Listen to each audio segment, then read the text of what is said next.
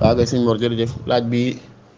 maa ngi koy sàkku sax xam naa ay at war naa def juróomi at jëm juróom-benn yaakaar naa ca ginnaaw defoon na ci benn bataaxal boo xam ne moo tax na benn nangam minute muy jàngal alxuraan ku faatu jàngal alxuraan ku faatu.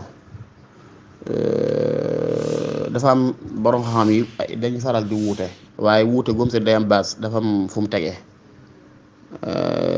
la jiitu mooy ndax nit ki bokk nag ñi gëm ne du lu yonte bi deful rek dañ koy tere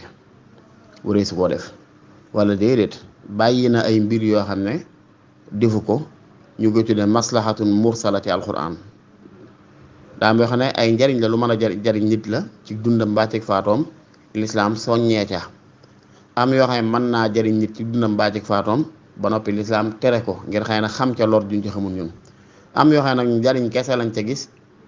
amul benn lor te lislaam addu ca loolu tuddee al maslahatul mursala loolu mooy dugg ci biir mbir yi nga xamee ne gis naan saxaaba yi def ko te ci jamono yu sansam amutoon ndax loolu mu ne yéen sansam day bi muy dund alquran a ngi fi ay nit a ngi faatu te mos ñëw seen kenn faatu mu jàngal ko nañ ne ko ba tey it yéen sansam bi muy dund alquran a ngi fi di wàcce ay nit nekk war koo mokkal te mos ñëw gu mu ne nañ ko dajale def ko mu benn musaf benn kaamil ci jamonom ci ginnaawam lañ ko dajale te loolu mënoon naa ne ak yeneen li leer mooy ndax sax na ne rek nit bu jàngee alxuraan day am tuyaaba wala déet aha kay sax na ne day am tuyaaba waaye léegi tuyaaba jooji nag nit di am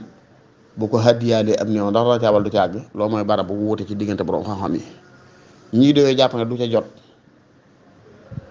ñii jàpp ne da cay jot ginnaaw bi sax gis naa ci yoon waa ji wax ne bu nit ki ñaanee ne yàlla maa ngi ñaan lii mu ñu jàng ci alxuraan allahumma sawaab maa xara'naahu ila ruuxi fulaanin loolu amul nee nañ am na ko wax ne ñu